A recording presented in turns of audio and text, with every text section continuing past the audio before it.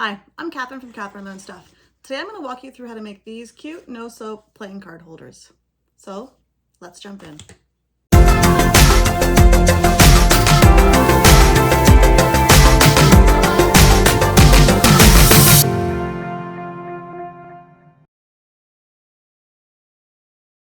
So I'm quickly going to walk you through how to get access to my SVG file for the card holder. If you go to my website, catherinelearnstuff.com, you can go into the search menu over here on the right side and type in card holder, and the search menu will bring up the card holder, or you can follow the link in the description below to get to the card holder page. Right now it's currently on my home page because I just made the page not long ago, so you can also click on it from the home page and go into the card holder. If you scroll down, you will be able to access the sign up for my newsletter, where I'll send you a copy of the SVG file for this. So once you have that completed, go into your inbox and save a copy of the file onto your computer or onto your tablet and open up Cricut Design Space. You will need to unzip the file so that you can have access to it, but we're going to go into upload on our Cricut Design Space and we're going to upload image. Now I'm simply going to copy and drag the card holder over. You can open it through the browse button. I'm going to make sure that I've selected my file here on the cut image. I have an image name and I'm going to leave my tags empty for now, and I'm going to upload this. Next, I'm going to make sure that I select this image that I've just uploaded, and so that it's ready for upload. It's got the green square around it. I'm going to add it to my canvas. Once it's in my canvas, I'm going to quickly ungroup this here on my layer side. Once this is ungrouped, we're going to quickly review what we have here. I've got 4 circles in yellow here included. Those are in case you're using a thin cardboard, so you will need to use 2 circles for each disc. If you have a thick cardboard, let's say like with a thicker cereal box that we're using, then you'll only need 1, so you'll be able to delete these. These right now are sitting at about 4 3/4 inches. That's a good size. If you want to make them bigger or smaller, just make sure you grab all of the items on the canvas, and then you want to align them, and you want to center all of it. So now that they're all centered, we can just check that our lock is on for our dimensions, and then we can either increase it or decrease the size. And it's ready to be sent to cut out on your machine. You can of course rearrange them the way you'd like and just select continue. Now before we cut this out, I'm just going to quickly walk you through the materials that I'm using for this so that you have an idea of what is needed when you're cutting this out. So I'll meet you at my workstation. For the playing card holder, what I'm going to use, I'm just going to use some 12 by 12 cardstock. So I've got some nice colors that I've got in my collection, and I'm going to use an old cereal box. And then we need some glue. I've got this crafting glue when I'm working with the cardstock. What I've done now with my Cricut is I've cut out 2 pieces that kind of look like gears out of the nice cardstock. So I've got this one here and this one here that they look like gears. I've got 2 just regular circles, and I've got 2 circles that are made out of just my cereal box cardboard. Now, if you want these to be more rigid, you can use 2 cardboard circles for each side of the card holder.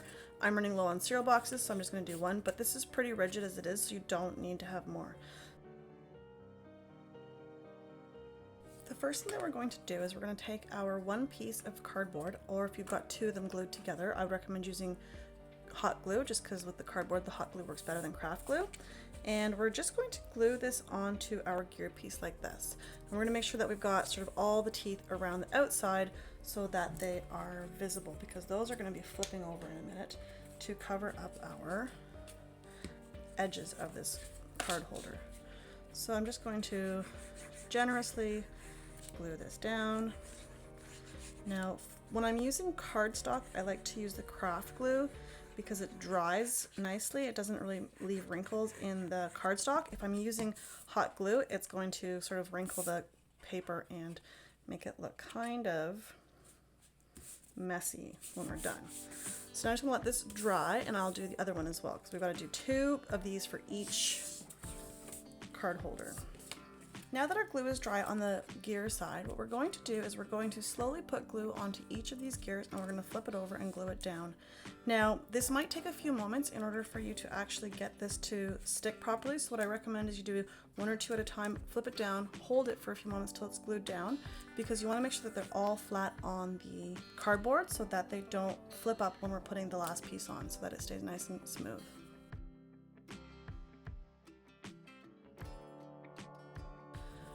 Okay, so now that all my tabs are down and glued dry down, I'm going to use my other circle that I pre-cut it as well, and I'm going to glue it right on top of this one in the center so that it covers up this portion of the cardboard.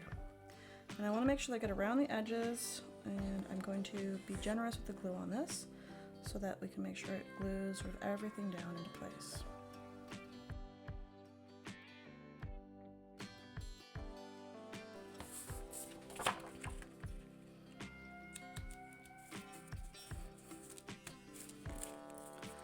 Now I'm just going to stick this all down, and I'm going to put it under a book for it to rest for a moment to get totally dry. Once the discs are dry, I'm going to grab a piece of ribbon. I'm using purple, and I'm just getting a little section of it, nothing too long. And I've printed off these buttons because I don't have any buttons, but they kind of match to add the color. So I printed off a bunch of those to match all of my different paper designs. And I'm just going to pull this ribbon through the buttons, and I've got this like helper thing that helps you put things through holes because the ribbon's much fatter than my holes are. And so now the trick is, if I can get this through, just need a little section, and I'm going to go through the first button like so.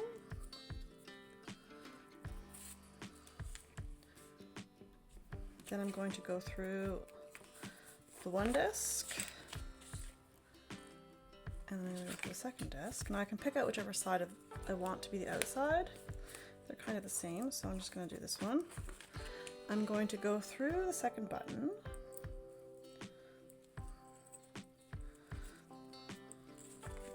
So I've got 2 discs and 2 buttons.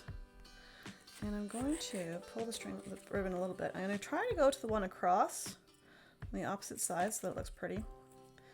And I'm going to pull it all the way through and go back through the other side.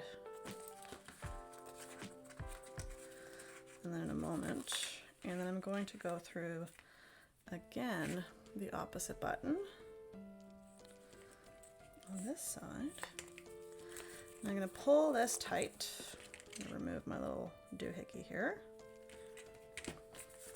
And I'm going to squish this as tight as I can. And I'm going to have the button on one side and the button on the other side. I'm going to give it a good little tie.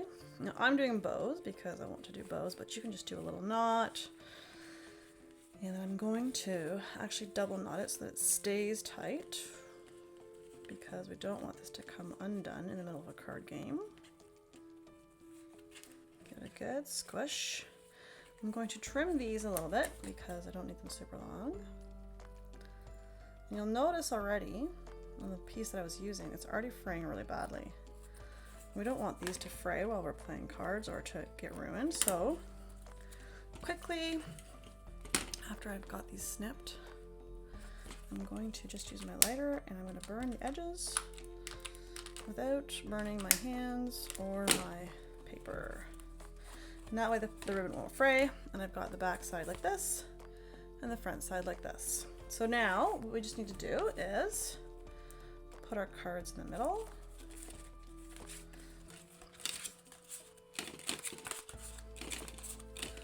Like so. And now my kids can have their cards ready for playing with.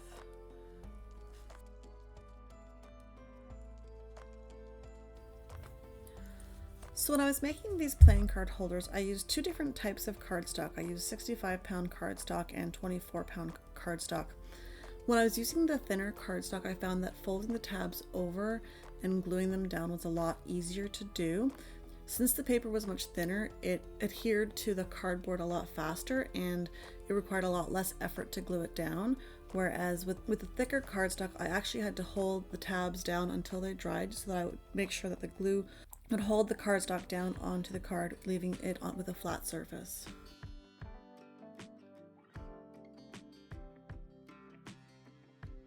When I was designing these card holders, I made the hole in the center of the card holder a little bit larger. This was so that I could pull the ribbon through it easily.